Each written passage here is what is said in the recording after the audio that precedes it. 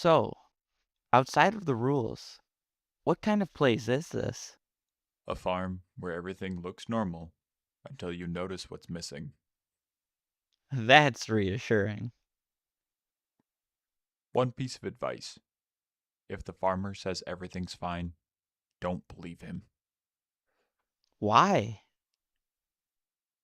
because the last visitor did. I'm really regretting getting off that truck. Well, Cow, here's a tale of someone who might regret more than you do. I'll never go near that farm again. A true horror story. Written by Up Late After Midnight and narrated by Cicada. My brother swore it was real. Not like urban legend real, or some kid in your class told you his cousin did it once real. He swore it with that older brother confidence that makes your brain go soft around the edges and accept anything as truth. Cows sleep standing up, he told me, tossing a baseball into his glove like he was explaining gravity. You walk up quiet, you push it, they tip over. It's hilarious. Wouldn't they wake up? I asked. He snorted. You've never been around cows. They're dumb.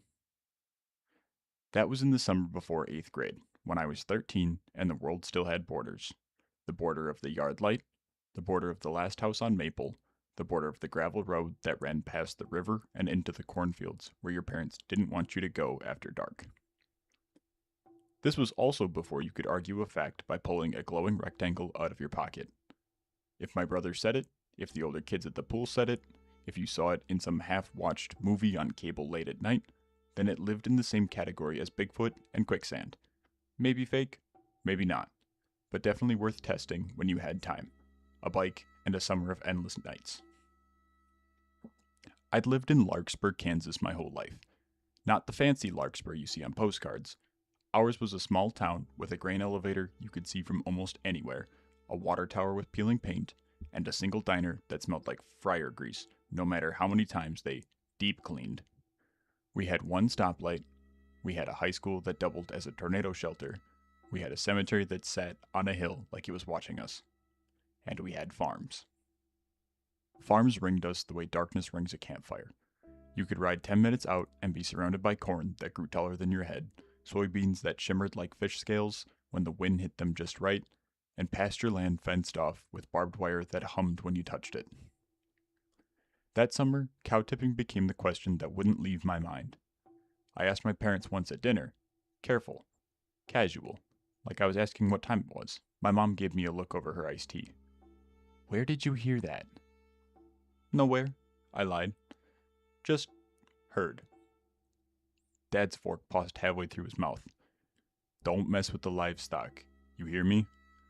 I'm not going to, I said fast. I was just asking. But the question was already alive in me. If it was real, I wanted to know. If it was fake, I wanted to prove my brother wrong. Mostly, I wanted to do something that felt like a story I could tell later. Something that made me feel older than 13 without actually being older. That's how it started. Three of us, because three was the magic number for dumb ideas. Me, Nate, and Lila. Nate lived 2 streets over and had a laugh like a bark. His dad was a deputy who always looked exhausted. Nate's house smelled like gun oil and laundry detergent. He'd been dared into doing things before and hated backing down. If you told Nate something was scary, his face would tighten like he was swallowing a nail, and he'd say, So? Lila was different. She was the kind of kid who carried a pocket knife, just in case.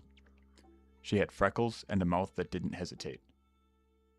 Her mom worked nights at the hospital, and Lila spent a lot of time alone, which made her older in a way none of us were. When she talked, you listened, because she wasn't going to waste words. We planned it like it was a mission. We couldn't use our flashlights at first. Light spooked animals, my brother said. Also, light gave you away. So we'd go out right after midnight, when the town was asleep and the night bugs were loud enough to cover our footsteps.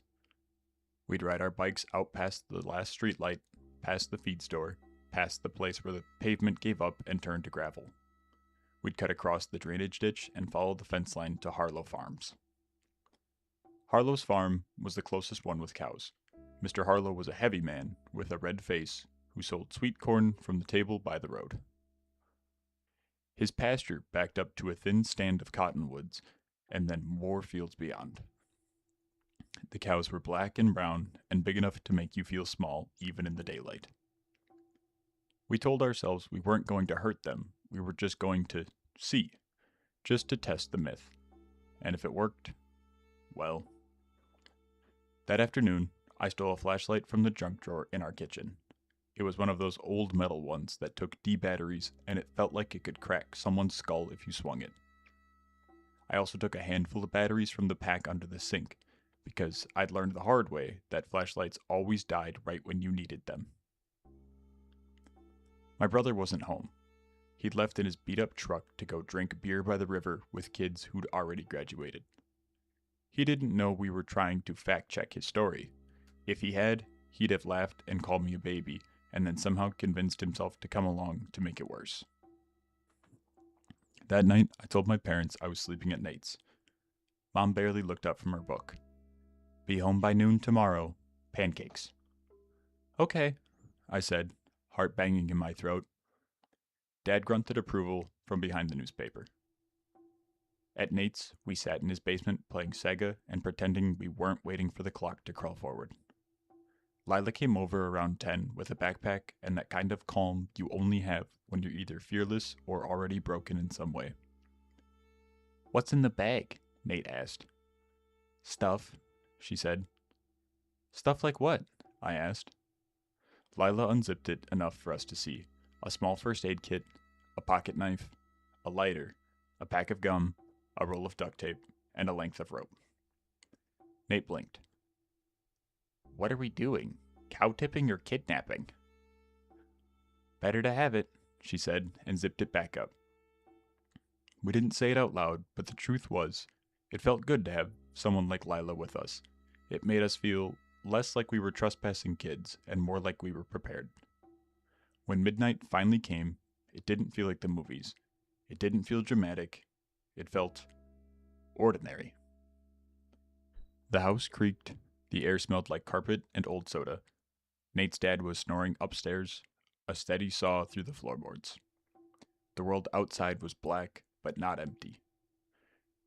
There were always sounds in a small town. A distant dog barking, a train horn far away, a car passing with a brief rush of wind. We slipped out the basement door and wheeled our bikes through the yard. The street was dead, porch lights were off, windows were dark. The only light came from the moon, a thin white slice that made the shadows sharp. We pedaled fast at first, laughing quietly, nerves making us giddy. Then we hit the edge of town and the pavement ended, and the gravel started popping under our tires. The further we went, the quieter it got. The night bugs were loud, but everything else fell away. No more houses, no more streetlights. Just the road, the fields, and the black sky stretched wide like it was pressing down. Harlow's farm showed up as a darker shape against the darkness. The barn, the farmhouse, the silo. A windmill creaked slowly, like it was turning in its sleep. We ditched our bikes in the ditch under some tall grass and waited, crouched low, listening. No lights in the house, no movement. Just the far-off lowing of cattle, sleepy and deep. Okay, Nate whispered. We go around the back by the cottonwoods. We moved like we'd practiced it, even though we hadn't. The fence line was old wooden posts with 2 strands of barbed wire.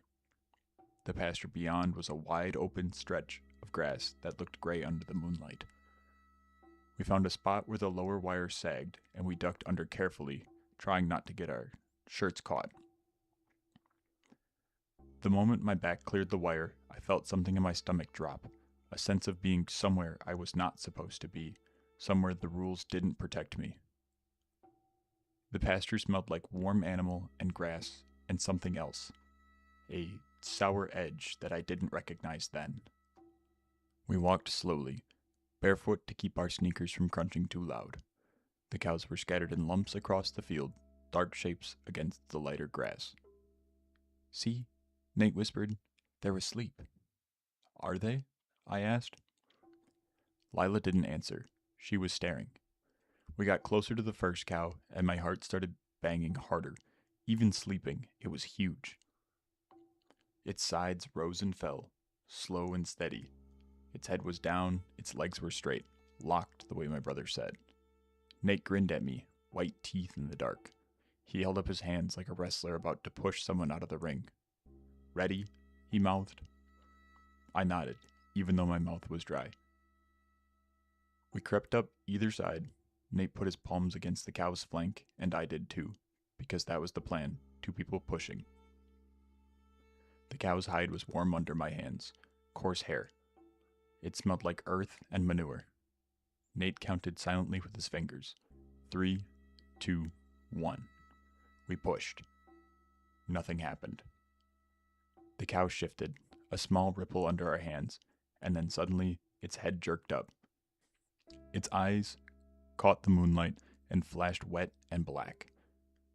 The sound it made wasn't a moo. It was a harsh, startled bellow that vibrated in my chest. We stumbled back. The cow snorted and stamped once, then took a few heavy steps away, head swinging, as if trying to decide if we were predators or just annoying. Shit, Nate whispered, laughing breathlessly. Okay, that one was awake. It was asleep, I hissed. It was sleeping. Lila's face was tight. Maybe your brother's full of it. We tried another cow. This one was deeper in the pasture, closer to the cottonwoods. It stood with its head low, still as a statue. We approached slower this time, trying to be silent. Again, Nate and I placed our hands. Again, we pushed. Again, nothing tipped. The cow shifted its weight, then swung its head and bellowed again, this time louder, more angry. It trotted away, hooves thudding like drums. Nate's grin faded. Okay, so maybe it's harder than... Guys, Lila whispered. Her voice was different. She wasn't teasing, she wasn't annoyed. She was careful. We turned towards her. She was pointing, her arm extended toward the cottonwoods. At first, I didn't see anything, just the dark line of trees and the shadowed grass. Then I saw a shape on the ground. Not a cow-shaped lump. Something wrong. We moved toward it, slowly now. The night felt colder, or maybe my skin was just reacting to fear. The shape was a cow, but it wasn't lying down like the others. It was on its side, twisted, legs bent at angles that didn't look natural. Its belly was open. I stopped so fast, my feet slid in the damp grass. Oh my God, Nate whispered. Even in the dark, I could see the slick shine of something wet. The smell hit me a second later. Thick, metallic, like pennies mixed with hot sourness that made my throat tighten. I'd never smelled death up close before. Not like that. Not like the neat death of a mouse in a trap. Not the antiseptic death of roadkill you passed too fast to really see. This was big. This was wrong. Lila clicked on her flashlight. The beam cut through the pasture like a blade, and the cow lit up in stark detail. Its hide was torn in long, ragged strips. Its ribs showed. There were deep gouges along its neck and shoulder. The wound in its belly was not clean. It looked like something had ripped it open with impatience. Inside, there was a cavity where organs should have been, and the edges of the wound were chewed, like meat torn away. I made a sound without meaning to, a small, choked noise. Nate stepped closer, like his body didn't believe what his eyes were seeing. A dog? He whispered. Like, coyotes? Lila shook her head slowly. Coyotes don't do this. How do you know? I asked, voice too high. She didn't look at me. She was scanning the ground around the cow. The flashlight beam swept over trampled grass, dark smears, something like drag marks. Then it caught something else. Tracks. Not hoof prints, not paw prints like the dog tracks I'd seen in the mud. These were strange. They were too deep, like whatever made them was heavy, but the shape didn't match anything I knew. Long, splayed impressions, as if the toes or claws had dug in. Nate swallowed. Maybe it's a bear. There aren't bears here, I said automatically, because that was a fact I knew. That was a safe fact. Lila's flashlight beam moved again. It landed on another shape farther into the trees. Another cow. This one was upright. For half a second, my brain tried to categorize it as alive, standing, normal. Then I saw it wasn't moving. It was propped against a tree, like it had stumbled out there and died. Its head hung at a terrible angle. There was a long rip down its side, and its insides were spilling out like something had opened it up and then walked away mid-meal. The beam made the blood look black. Nate whispered, "We should go." I nodded so hard my neck hurt. We turned, keeping our flashlights low now, like light was suddenly a liability instead of comfort. We moved faster, but not yet running, because running makes noise, and noise is something that happens before you get caught. As we backed away, Lila's light flickered across the ground one more time, and stopped. Her beam froze on something near the second cow, something hunched. At first, I thought it was a stump or a shadow shaped like a person. Then it moved. Not fast, not like an animal darting. It moved with the slow, deliberate shift of something that knew it didn't have to hurry. The beam caught part of its skin, or something like skin, pale and uneven, a curve that might have been a shoulder, a glint that might have been wet muscle. Nate whispered, "Turn it off." Lila didn't. She couldn't. Her thumb was stuck. The creature lifted its head, and even now, decades later, when I try to describe what I saw, my brain protests. It tries to soften it. It tries to make it fit into something known. It didn't. It was too tall to be a dog, too wrong to be a man. Its head was elongated, not like a wolf, not like a horse, more like something stretched, pulled, as if nature had started building one animal, then changed its mind halfway through. Its mouth was open, and the mouth was not a mouth. It was too wide, split farther back than it should go, lined with teeth that didn't look like teeth you'd find on any Kansas predator. Its arms, because yes, they were arms, were long and jointed wrong, with hands that ended in fingers too thin, too many bends, like spider legs wearing skin. It was crouched over the cow like a vulture, but it didn't peck or tear delicately. It had both hands sunk into the open belly, and it was pulling something out in a slow, savoring way. It looked up into the flashlight beam, and its eyes caught the light. Not reflective like an animal's, not human. Flat, dark, bottomless. For a fraction of a second, it held perfectly still. Then it made a sound. Not a roar, not a growl. It was like wet lungs trying to laugh. A gurgling, grinding noise that carried across the pasture, and it was so unnatural that my whole body revolted. My skin went cold, my stomach turned. Lila finally snapped her flashlight off. But it was too late. Light or no light, we'd been seen. There was a pause. A heartbeat-long silence where even the bugs seemed to stop. Then something heavy hit the ground. The creature moved. It rose from its crouch, unfolded itself, standing taller, until it was almost as high as the cow's shoulders, maybe higher. It took one step forward. The grass flattened under its weight. Nate grabbed my wrist. "Run!" And we did. We bolted, not caring about noise now, not caring about stealth. My feet tore through the grass, catching on clumps. My lungs burned like I'd swallowed fire. The darkness ahead looked suddenly thick, like it had weight. Behind us there was movement too. Fast now. Not hooves, not paws. Something hitting the ground with a rhythmic, uneven pattern. Like it didn't run the way animals run. Like it didn't have to. I risked a glance back. I shouldn't have. The moonlight caught it in flashes between trees.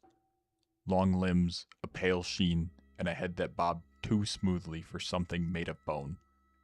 It was coming straight for us. Lila was ahead, her flashlight bouncing, throwing brief, strobing slices of the pasture into light.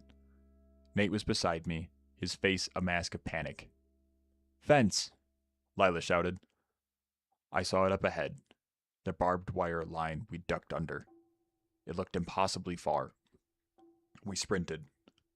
The creature behind us made that wet laugh sound again, louder, closer. I could hear breath, or something like breath, pushing through that too wide mouth. A cow bellowed somewhere to our left, terrified now. The sound huge and helpless. We hit the fence at full speed. Nate didn't slow down. He grabbed the top wire and threw himself over, ripping his shirt, skin catching. He didn't even scream. He just went. Lila ducked low and slid under, like she'd done it 100 times. The rope in her backpack slapped the ground. I hesitated, because for one stupid second, my brain tried to be careful, tried to remember the barbs, the way they tear. That second almost got me killed. Something hit the ground behind me with a thud that I felt through my feet. I heard grass ripping like claws digging in. I dropped to my stomach and shoved under the lower wire, not caring that it snagged my back, not caring that the barbs scratched my skin. Pain flared and then vanished under adrenaline. I popped up on the other side, breath ragged, and ran toward the ditch where our bikes were hidden. Nate was already there, fumbling, yanking his bike out of the grass. Lila had hers upright, flashlight clenched between her teeth so she could use both hands. I grabbed my bike, fingers shaking so hard I nearly dropped it. Behind us, there was a metallic twang. The fence wire vibrated. Something hit it. Then another hit, harder. I turned in time to see the fence post shudder. The creature was at the fence line. In the thin moonlight, I saw it clearer than I wanted to. It was pressing against the wire, not like it didn't understand fences, but it was testing it, feeling it. One long hand wrapped around the top wire, fingers curling between barbs like they didn't care about pain. Its head tilted, and then it looked at us. Not at the bikes, not at the road, at us. Like it knew what we were, like it could pick us out as individuals. Then it opened its mouth, and the wet laugh became a high, keening sound that made my teeth ache. It wasn't rage, it wasn't hunger. It sounded like delight. "Go!" Nate screamed. We jumped on our bikes and pedaled so hard the chains rattled. The gravel road tore under our tires, spraying stones. My legs burned instantly, muscles screaming from sprinting. My lungs felt too small. Behind us, I heard the fence snap, a sound like a guitar string breaking. I didn't look back again. We flew down the road, past the cornfields, past the shadowed ditch water, past the place where the road bent and the trees thickened. The night air sliced into my throat. I expected any second to feel a hand on my shoulder, to feel claws in my back tire, to hear that wet breath right behind me. But all I heard was our bikes and our panting. And then, something else. A sound pacing us in the field to our right. Not on the road, in the grass. Keeping up. There was a rustling that moved parallel to us, too fast for a person running through uneven ground, too heavy to be a deer. Lila glanced right and swore a sharp whisper. Nate's eyes went wide. Don't say it, I gasped, because saying it would make it real in a new way. The rustling kept pace. For a few seconds, it almost felt like a game, like something was chasing us for fun. Then the sound moved closer. The rustling became snapping stalks, a heavier impact, as if whatever it was had changed direction and was angling towards the road. I pedaled harder. My legs turned to fire. My vision tunneled. The road ahead dipped into a low spot where the gravel got loose. My front tire fishtailed. I almost went down. If I'd crashed there, I know I wouldn't be here writing this. Nate swerved towards me and grabbed my handlebar for a second to steady me, then shot ahead again. We hit the first streetlight at the edge of town like it was a finish line. The yellow glow spilled over us, making the world look suddenly normal. A mailbox, a parked car, a patch of weeds. And the sound in the field stopped. Not faded, stopped. Like a switch. We didn't slow until we reached Nate's house. We dumped our bikes in the yard and stumbled inside through the basement door, slamming it shut behind us. Nate flipped the deadbolt with shaking hands. We stood there in the dark basement, panting, sweat cooling on our skin, listening. Nothing. No scratching, no breathing, no wet laugh. Just the house settling and the distant sound of a train horn. For a minute, none of us spoke. Then Nate started laughing. Not because it was funny, because his brain couldn't handle the other option. His laughter came out high and broken. "Holy shit," he whispered. "Holy shit." Lila didn't laugh. She sat at the bottom of the stair and put her head in her hands. I stood there holding the flashlight, like it was still on, like it was still connected to the beam that had found the creature. My skin prickled where the barbed wire had scratched me, and I realized my shirt was torn. I could feel warm blood on my back. "What was it?" I finally whispered. Nate's laughter died. He looked at me like I'd asked him to name a color. "I don't know," he said, voice flat. "I don't know." Lila lifted her head. Her eyes were wet, but she didn't look like she was crying. She looked like someone who'd just watched something irreversible happen. "We don't talk about it," she said. Nate blinked. "What?" "We don't tell anybody," she said firmer. "They won't believe us, and if they do, they'll go out there." I thought of my brother, fearless and stupid in the way older teens can be. I thought of him laughing, calling us liars, and going out there with a baseball bat to prove he wasn't scared. My stomach twisted at the thought. "Okay," I whispered. "Okay." We stayed in Nate's basement until the sky started to lighten around the edges, turning from black to deep blue. When his dad woke up and came downstairs around 6 for his coffee, we were sitting on the couch like we'd never moved. His eyes narrowed. "Why do you look like you got chased?" Nate swallowed.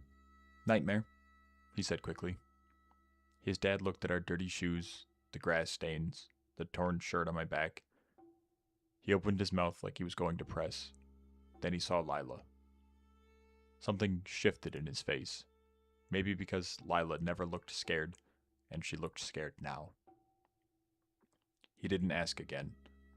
He just said, "You boys stay out of trouble," and went upstairs.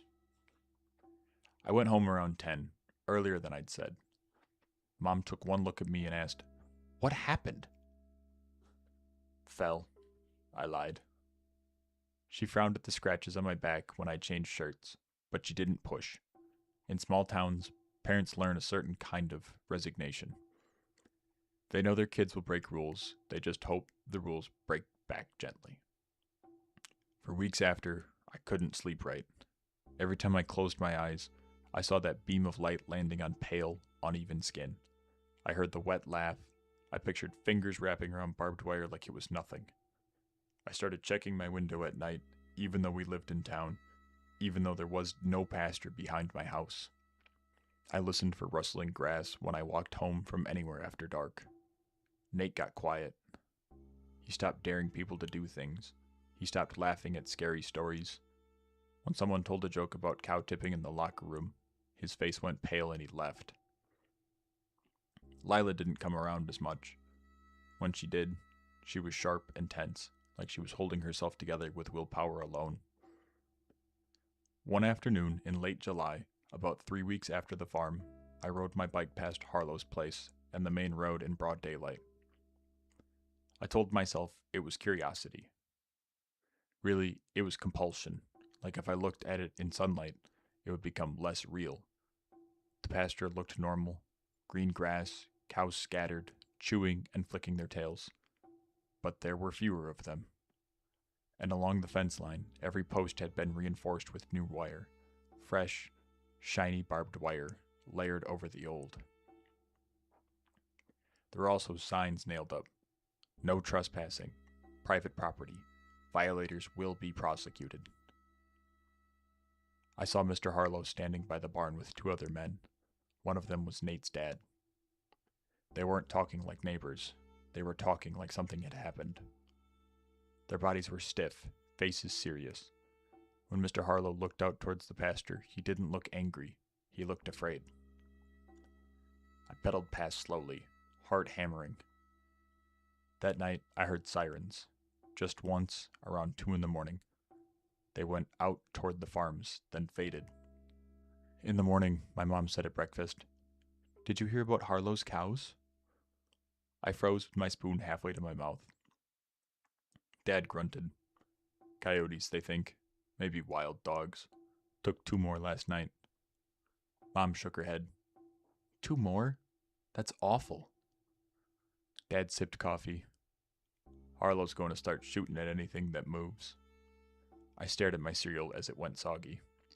Coyotes, wild dogs. That's what everyone said. That's what everyone needed it to be. But I'd seen the tracks. I'd seen the hands. I'd seen the eyes that didn't reflect. Later that week, I saw my brother again. He had come home sunburned and hungover, and when he found me on the porch, he smirked. "You ever find out about cow tipping?" he asked. My throat tightened. I forced a shrug. "No." He laughed. "Probably for the best. You'd get your ass kicked by a cow." I didn't correct him. I didn't tell him the truth, because some truths aren't meant to be spread. August came. School started. Life moved on in the way that life always does, because life doesn't care what you've seen. But some nights, when the wind is right and the air smells like cut grass and distant rain, I swear I can hear it. Not in town, not close. Far out, past the last streetlight, past the grain elevator, past the place where the pavement ends. And then I'm 13 again, sprinting through a pasture with my heart in my throat, knowing that something that shouldn't exist has decided I do. People ask sometimes why I never liked the countryside the way other kids did, why I never went hunting, why I never wanted to camp. I always give the same safe answer. Bugs, allergies, I don't like getting dirty. I never tell them about Harlow's farm. I never tell them about the dead cows. I never tell them about the way the fence snapped behind us. Because the most terrifying part isn't what we saw, it's what we didn't. We saw it over the cow, eating like it belonged there. We saw it chase us like it was playing. But we never saw it stop. We never saw it give up. We just crossed into the light and the sound in the field shut off like it was waiting. Waiting for a night when the town sleeps deeper. Waiting for a night when the border of a yard light doesn't feel like enough. And here's the part I don't say out loud, not even to myself unless I have to. There are things that learn. That creature didn't break the fence because it was confused. It broke it because it understood that fences can be broken. It stopped at the first streetlight, not because it was afraid of light, but because it was smart enough to know where we were going. Because it knew the road, because it knew the shape of the town, and because it knew that 13-year-old boys don't stay 13 forever. Sometimes when I'm driving late on country roads, I'll catch movement in the field beside me, just a shift in the tall grass, just a ripple that keeps pace for a second too long, and I won't look. I'll keep my eyes on the road, hands tight on the wheel, and I'll drive faster, because I've learned something important since that summer. You don't go back to prove a story wrong. Not when the thing that proved you right might still be out there, listening. And you don't shine your flashlight into the dark unless you're ready for the dark to look back.